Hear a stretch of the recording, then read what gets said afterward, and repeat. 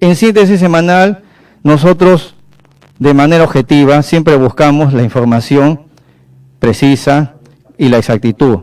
Y esta vez, para que nos ilustren el tema, vamos a contar con la presencia de un invitado que es especialista en la materia. Y no solamente es un estudioso del tema, de la problemática agraria, sino que radica en la ciudad de Ica, el lugar donde se ha iniciado este problema. Entonces estamos ya en enlace telefónico con nuestro invitado, el doctor Orlando Valencia Pérez, especialista en Derecho Laboral, magíster en Derecho Laboral, docente universitario, asesor de gremios agrarios en la ciudad de Ica, ex asesor de la OIT, el cual nos podrá ilustrar de la problemática que existe en nuestro país y que ha sido noticia esta semana. Vamos con imagen 6, producción. Estamos en comunicación entonces con el doctor Orlando Valencia Pérez. Adelante, doctor Orlando Valencia Pérez, buenas tardes y bienvenido al programa Síntesis Semanal. Willy, muy buenas tardes a todos los oyentes y televidentes del programa Síntesis Laboral. Muchas gracias, Willy, por la invitación. Gracias. Gracias también, doctor Orlando, por desde la región Ica. Gracias. Ya. Gracias, Orlando, por la comunicación. A ver, producción, imagen 6, mientras conversamos con nuestro invitado. Doctor Orlando Valencia, esta semana fue noticia la problemática del sector agrario.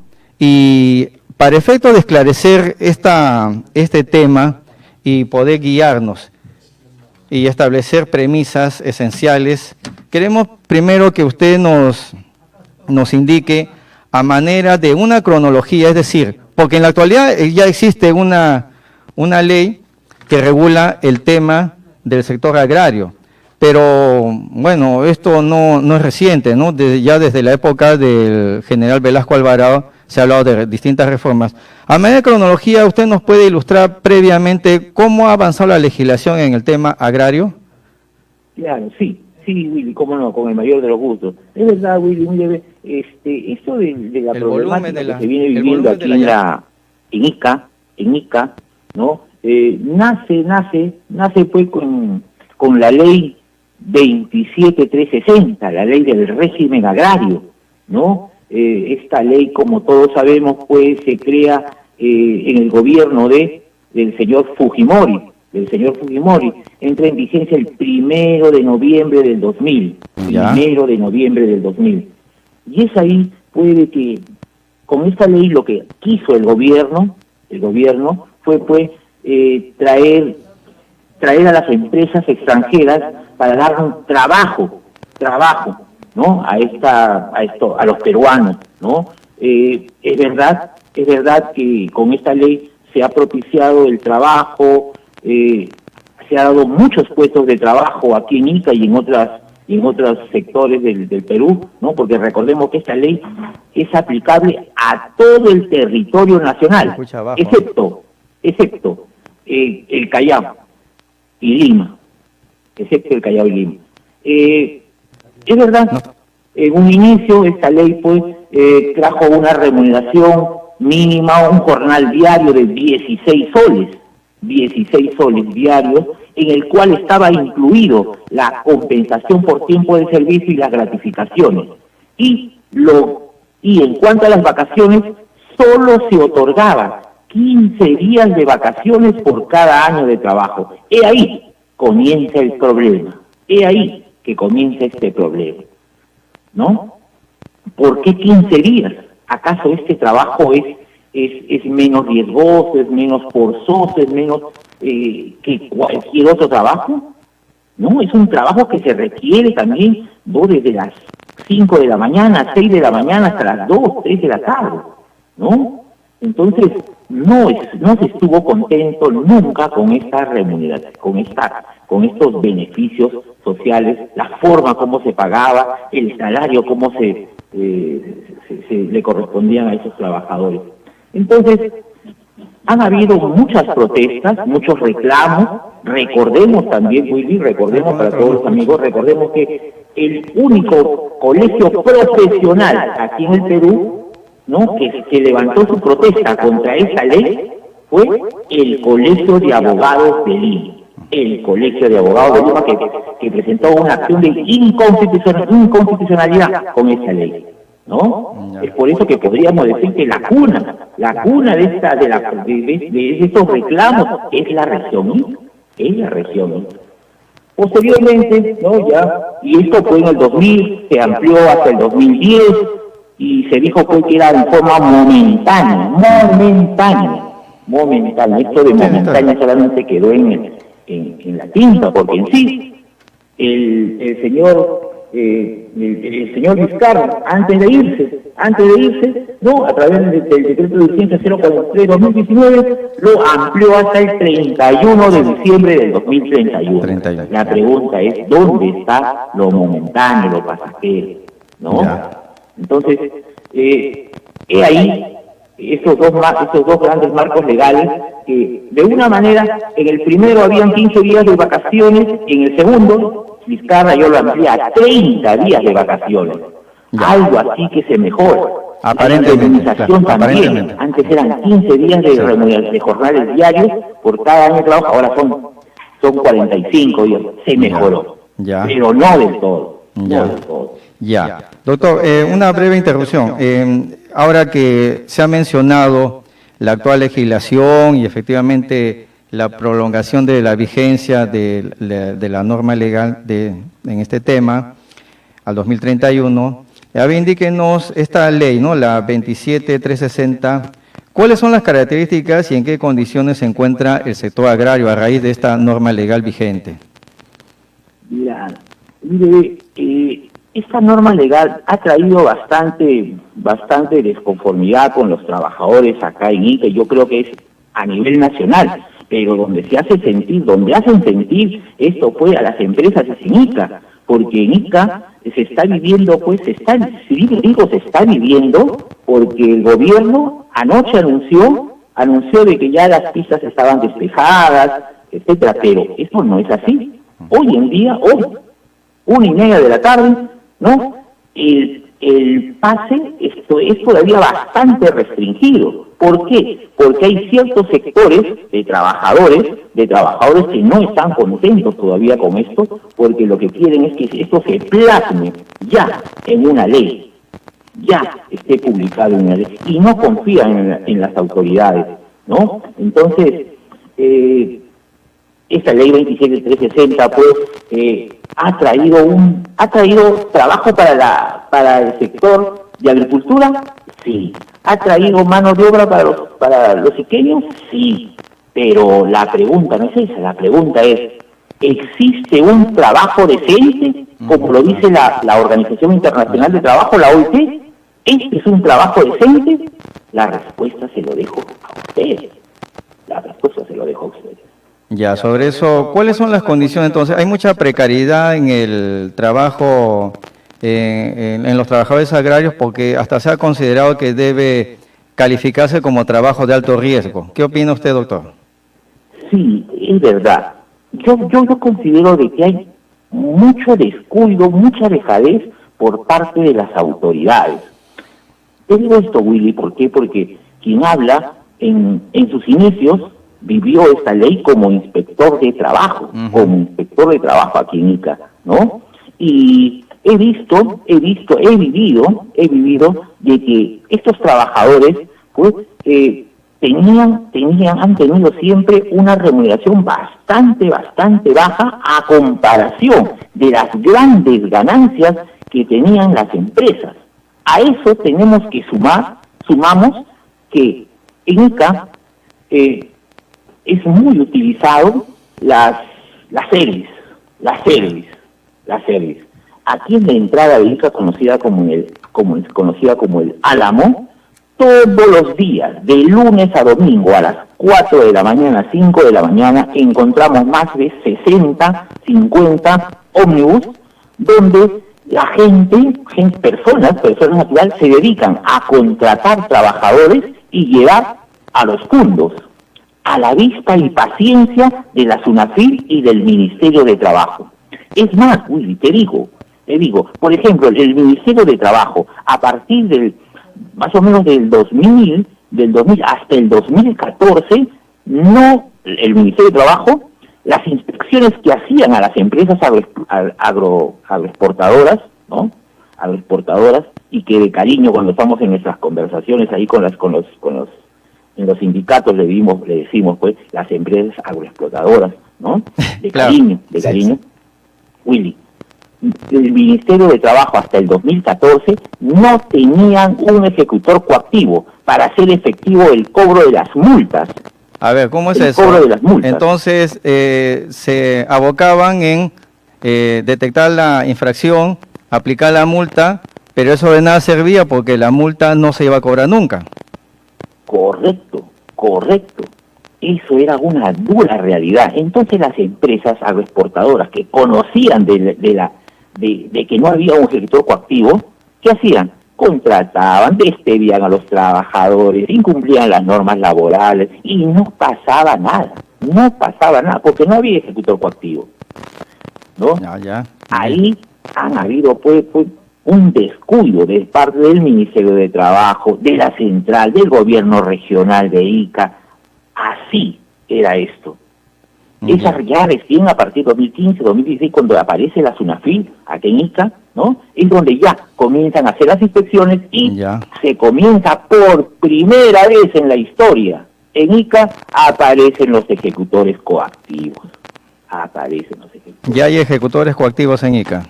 Sí, ya la SUNAFIL. Es ahí donde ya están aplicando ya. Pero también tiene sus defectos, Willy. También se ve sus defectos. ¿Por qué?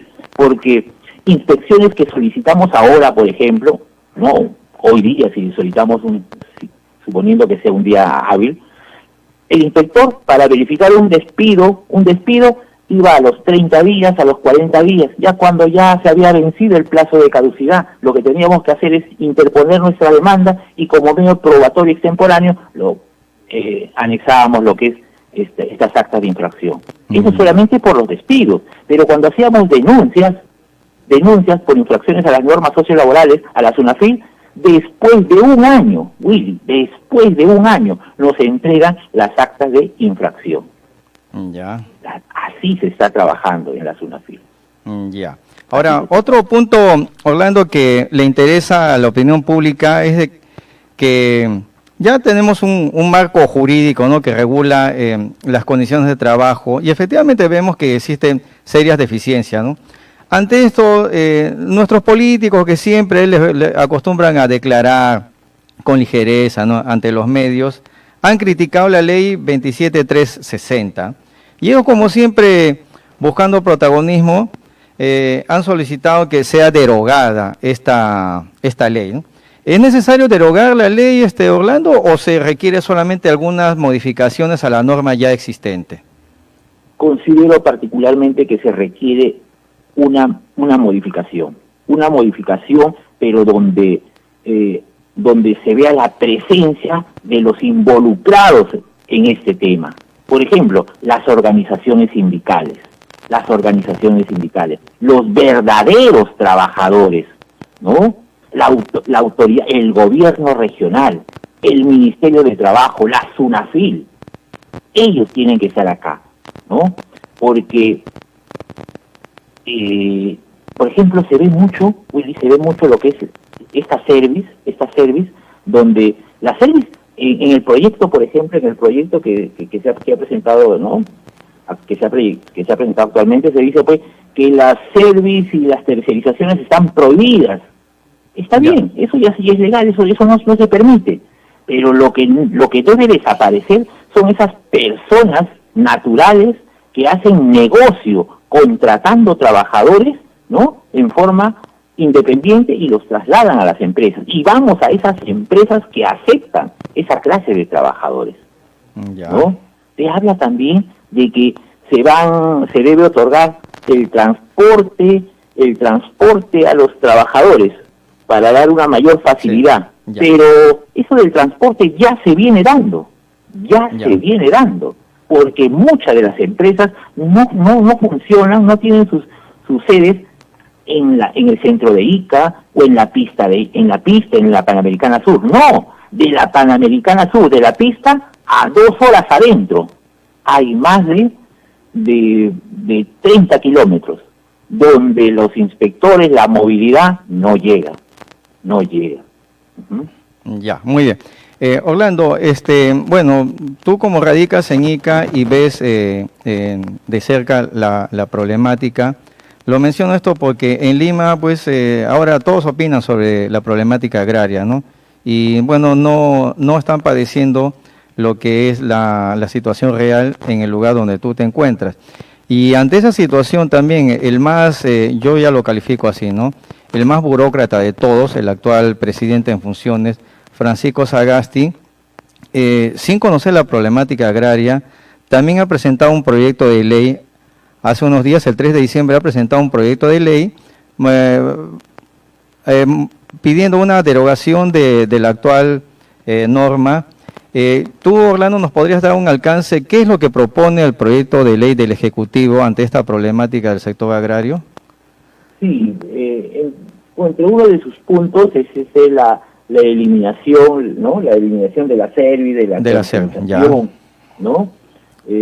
Dentro de ellos, pero eso yo creo que eso ya es por ley, eso ya está previsto en la ley. Ya está previsto, ya. La CERVI y la tercerización, ¿no? Que es legal, sí, ¿no? Sí. Esto lo utilizan muchas empresas para contratar a trabajadores, ¿no? Para que realicen la actividad principal, ¿no? Los trabajadores de campo. Así es. Entonces, eliminar la tercerización y la service, eso no es nada nuevo, eso no es aplicable. Yo creo que por ahí no va, Yo creo que lo que debería radicar el cambio es en ponerse a trabajar las autoridades, la SUNAFIR, el Ministerio de Trabajo, y sobre todo, aprovecho, Willy, por ejemplo, mira, en Ica tenemos más de 300 a 400 empresas agrícolas, más de 300 a 400 empresas agrícolas. Cuando se inició en el 2010 aproximadamente, habían solamente 8 sindicatos de empresas agrícolas, 8. A la actualidad han quedado 2. Es decir, dos sindicatos ante más de 3. Nada más, han desaparecido. Solamente tenemos en Ica 3, los trabajadores de la empresa Monsanto, Agrícola Drocasa, ¿no? Agrícola Drocasa y Agrícola Chapi.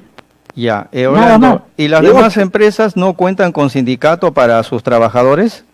No cuentan. ¿Y cómo han desaparecido esos sindicatos restantes? IQF del Perú, por ejemplo, ¿cómo ha sido? La empresa IQF del Perú, después que se enteró de que habían formado el sindicato, al día siguiente despidieron a todos los trabajadores. Un acto ilegal. Todos los trabajadores de la junta directiva. Un acto ilegal. A todos sus integrantes. Willy, te estoy contando no porque me dijeron o porque escuché, no, porque yo fui el abogado de esos trabajadores despedidos. A ver, Rolando, cuéntanos más de ese tema, porque estamos hablando de actos ilegales que realizan, porque la CONFIER y estos gremios empresariales pretenden hacer creer pues que ellos respetan la ley, que ellos son los que dan trabajo, ¿no? a la población. Pero lo que tú nos revelas realmente decepciona enormemente del empresariado peruano. Cuéntanos más de ese tema concreto. Claro, sí, estos trabajadores, por ejemplo, de IQF del Perú, fueron despedidos, toda la junta directiva y todos sus integrantes afiliados, ¿no? Llegamos a un proceso judicial, ganamos el proceso judicial, se repusieron los trabajadores a su centro de trabajo, pero como se sabe, pues son trabajadores humildes, ¿no? Quizás por necesidad, la empresa los llamó y firmaron su carta de renuncia. ¿A condición de qué? Se desconoce, firmaron su carta y se fueron. Eso pasó con uno, pasó con otro sindicato y otros. En la actualidad, más de 300 empresas, ICA solamente tiene dos sindicatos, Agrocasa y Chapi, Monsanto también, 3. Ya, correcto. Un penoso panorama, hablando de que lo que nos describes, Y bueno, tú eres la fuente de información en este caso, es lo que tú como abogado, como asesor de estos gremios has observado. Y lamentamos que tal vez esto ocurra también en otras partes del país, ¿no? Al parecer, ¿no? Orlando, una última pregunta también. Para mejorar las condiciones de los trabajadores del sector agrario, entendemos que no es suficiente después la promulgación de leyes, ¿no? Porque la ley pues es la superestructura de una estructura esencial que es el factor económico, ¿no? El modelo económico que tenemos en nuestro país es una de las razones que genera este tipo pues de contradicciones sociales, ¿no? Entonces, ¿qué otros elementos se debe tomar en cuenta, ¿no? Para aliviar la situación del trabajador agrario? Claro. El sector agrario, con esta ley 27360, está bastante descuidada por parte del gobierno, por parte de nuestras autoridades, ¿no? Debe de verse también el tema de salud ocupacional, el tema de seguridad y salud ocupacional. Trabajadores puede que aquí en Ica pues se caracteriza por un lugar bastante caluroso, donde no se proporcionan pues la ropa de trabajo apropiada, ¿no? El gorro, ¿no? Los lentes apropiados, ¿no? No. Los trabajadores tienen que trabajar con sus propios implementos, con su propia ropa de trabajo. ¿Ellos financian la adquisición de implementos para su trabajo? Ellos hace poco veo, por ejemplo, en una empresa que se dedican a la uva, y le dan unos caballetes y unas tijeritas para cortar, para podar las uvas. Imagínate, Willy, de 6 de la mañana a 2 de la tarde, de lunes a sábado, con esas tijeritas oxidadas, toda una campaña. ¿Cómo quedan esos dedos? Deformados. Es un tema de seguridad y salud en el trabajo. Así es, claro. ¿No? Que muy poco o casi nada es atendido, ¿no? Por las autoridades, por la SUNAFIL, que es la autoridad competente. Pero ¿qué podríamos decir de la SUNAFIL? Si hoy los inspectores de trabajo de la SUNAFIL están peleando su pliego de reclamos. ¿Por qué? Porque el Estado no le quiere reconocer su pliego de reclamos. Si a ellos les pasa eso, ¿qué podemos esperar de los trabajadores? Es decir, adicional a la problemática del sector agrario que ya ha sido noticia esta semana, los propios inspectores de la SUNAFIL también tienen un problema laboral. Sí, tienen un problema laboral, tienen un problema ya Servir les ha hecho un pronunciamiento, se ha dicho que con el último concurso público de que ellos no podrían estar bajo contratos a plazo indeterminado, sino tendrían que ser a plazo fijo. La SUNAFIL, los trabajadores del sindicato de la SUNAFIL ha dicho, ¿y quién son ustedes a servir para que le impongan un régimen laboral, un contrato de trabajo? Ustedes pongan las condiciones. El sindicato ha pedido la intervención de la OIT, ¿no? En tu pliego de reclamos. Muy bien, claro, así debe ser. Claro, nuestro país está pues también al amparo de tratados internacionales donde se busca estandarizar, ¿no? la legislación internacional, y resulta que como si fuéramos una isla se pretende aquí pues legislar de un modo distinto, ¿no? Es preocupante esto que nos cuentas, Orlando. Sí, es bastante preocupante. Orlando, palabras finales aquí en nuestro programa Síntesis Semanal. Bueno, Willy, mis palabras finales son para agradecerte y felicitar por tu programa, felicitar a todos los oyentes, ¿no? de tu programa Síntesis Semanal. Y estoy esperando una próxima invitación, cuando gusten. Gracias, Orlando. Esperemos que cuando se reponga ya el tránsito en nuestras carreteras, nos visites en Lima y te esperamos próximamente acá en nuestra cabina de transmisión para hablar con otros temas más de la problemática laboral y con tu conocimiento amplio que tienes de este rubro del sector agrario. Muchas gracias, Orlando Valencia Pérez, asesor de gremios empresariales. Hasta la próxima ocasión, Orlando. Gracias Willy, un abrazo a la distancia, cuídate, felicidades.